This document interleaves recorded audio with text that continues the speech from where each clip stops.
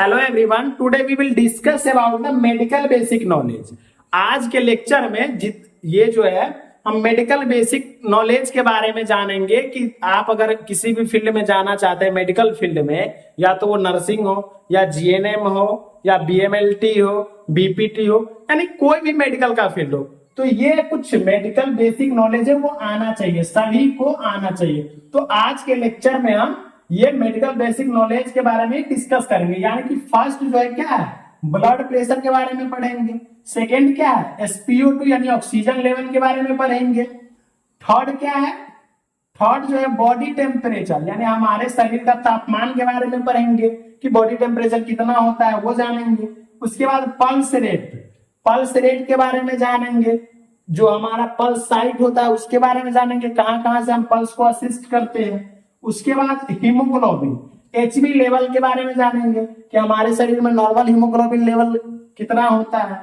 उसके बाद हम ब्लड शुगर के बारे में जानेंगे, जो ब्लड में शुगर हो जाती है, चिनिया रोग जिसे बोलते हैं, उसके बारे में जानेंगे। तो आज के लेक्चर में ये पूरा डिस्कस करेंगे, आप लोग थोड़ा भी स्किप मत कीजिएगा।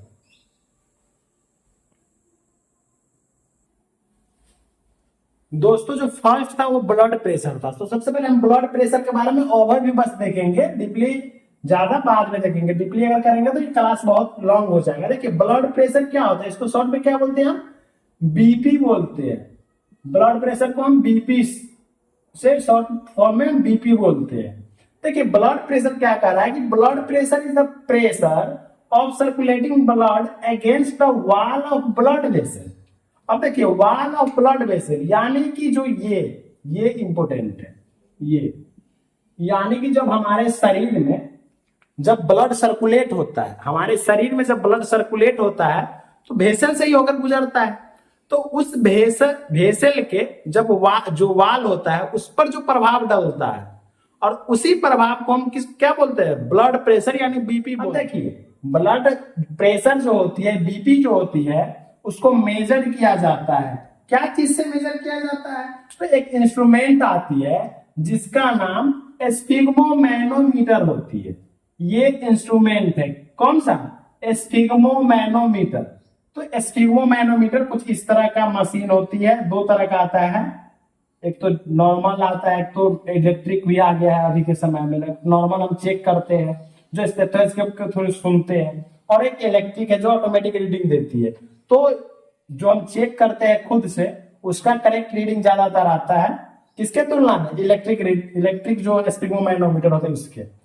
तो मेजर करने के लिए जो ब्लड प्रेशर होती है, बीपी होती है, उसको क्या चीज से मेजर किया जाता है, स्फिग्मोमैनोमीटर नामक डिवाइस से, इंस्ट्रूमेंट से मेजर किया जाता है। किसको, बीपी को मेजर किया जाता है।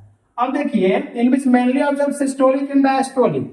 अब देखिए ब्लड प्रेशर के टाइप्स कह रहा है कि सिस्टोलिक और डायस्टोलिक, यानी कि इसमें तो हम सिस्टोलिक भी देखते हैं और दूसरा डायस्टोलिक भी देखते हैं। यानी दो तरह का बीपी होता है, एक तो सिस्टोलिक ब्लड प्रेशर होता है और दूसरा होता है वो डायस्टोलिक ब्लड प्रेशर होता है। यानी टोटल कितने होते हैं, दो बीपी होते हैं, एक सिस्टोलिक ब्लड प्रेशर, दूसरा डायस्टोलिक ब्लड प्रेशर। ये जो सिस्टोलिक ब्लड प्रेशर है, ये वाली जो है, ये सिस्टोलिक ब्लड प्रेशर जो है वो क्या होता है, जब सिस्टोल कर रहा है, यानी कि हमारा हार्ट, जो हमारा हार्ट है वो कॉन्ट्रैक्ट कर रहा है।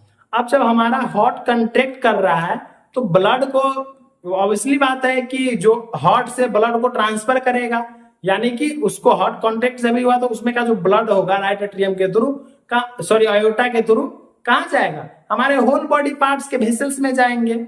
तो ये कॉन्ट्रेक्शन यानी सिस्टोलिक क्या काम करता है, जब कॉन्ट्रेक्शन होता है तो वो सिस्टोलिक होता है।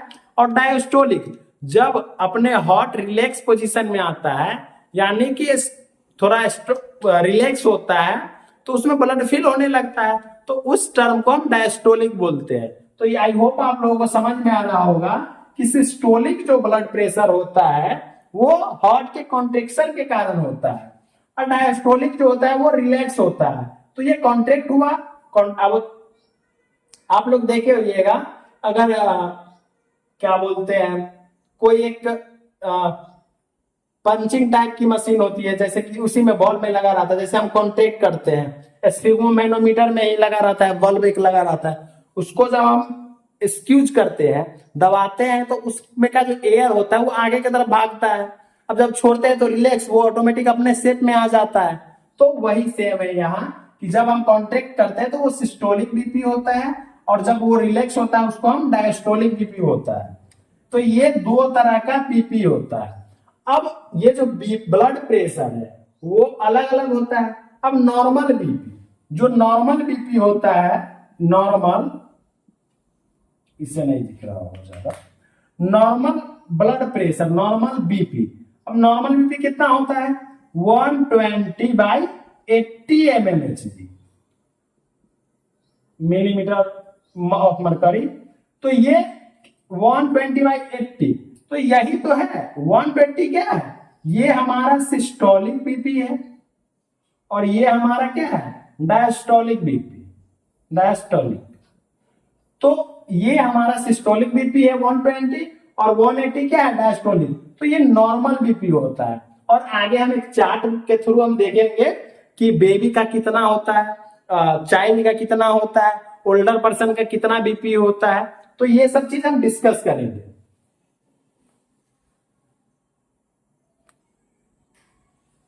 दोस्तों ये बीपी चार्ट है। अब बीपी जो हम देख रहे हैं वो देखिए, कहां से देख रहे हैं? न्यू बॉर्न बेबी से 18 ईयर्स ओल्ड एंड अबव तक। तो जो न्यू बॉर्न बेबी होती है, जो न्यू बॉर्न बेबी जो होती है, उसका जो टेम्परेचर होता है कितना होता है? 64/41 mmHg। तो ये न्यू बॉर्न बेबी का टेम्परेचर है।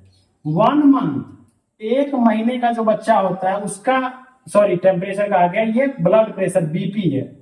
एक मंथ के बच्चे का बीपी कितना होता है? 85/54 mmHg। उसके बाद जब बच्चा एक महीने से बड़ा होकर के 1 साल का हो जाता है, तब उसका जो ब्लड प्रेशर आता है, बीपी आता है, वो 95/65। ये mmHg आप लोग लिखते चलिएगा साथ साथ, ये यूनिट होता है। ये यूनिट आपको लिखना अनिवार्य होता है, अगर ऐसे लिख दीजिएगा तो वो बीपी कहलाएगा नहीं। उसके बाद जब 6 ईयर का बच्चा हो जाता है, उसका बीपी कितना होता है? 105/65 mmHg। यानी कि जब 6 साल का बच्चा होता है उसका ब्लड प्रेशर कितना होता है? 105/65, यानी सिस्टोलिक 105, डायस्टोलिक 65। जब 10 to 13 ईयर्स का चिल्ड्रन हो जाता है, तो उसका जो बीपी होता है वो आता है 110/65 mmHg। उसके बाद 14 ईयर टू 17 ईयर, अब 14 से 17 साल के बच्चे का कितना होता है बीपी?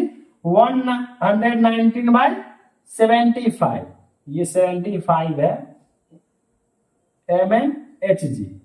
उसके बाद 18 ईयर्स और या उससे एबव, 18 ईयर्स या उससे जब एबव जो हो जाता है, उसका 120 से बढ़ सकता है और 80 से भी ऊपर जा सकता है mmHg, यानी 120/80 mmHg। यानी ये इंक्रीज, ग्रेटर देन का साइन है, ये बढ़ते रहता है। जब अगर हाई बीपी हो जाएगा तो हाइपरटेंशन का कंडीशन अलग होता है, वेरी लो बीपी होगा वो अलग होता है, वो हम आगे डिस्कस करेंगे। तो आप लोग ये चार्ट एकदम डिट्टो याद कर लेना ही बहुत इंपॉर्टेंट है।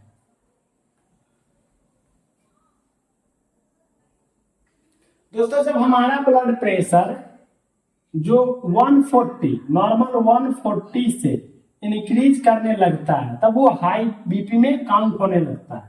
यानी जब वेरी हाई होगा तो 150 के एबव होगा हमारा ब्लड प्रेशर, यानी सिस्टोलिक जो होगा वो 150 के एबव होगा, और डायस्टोलिक होगा 95 अप्रॉक्स समथिंग, या इससे भी बढ़ सकता है। तो ये हाई बीपी का कंडीशन है, वेरी हाई बीपी का। अब ओल्ड एज में बीपी ही इतना होता है 150/90 mmHg। जो ओल्ड एज पर्सन होते हैं उसमें बीपी ही इस तरह का होता है। तो आई होप ये समझ में आया होगा। अब हम इसका जो नेक्स्ट है ऑक्सीजन लेवल, वो नेक्स्ट पार्ट में देखेंगे।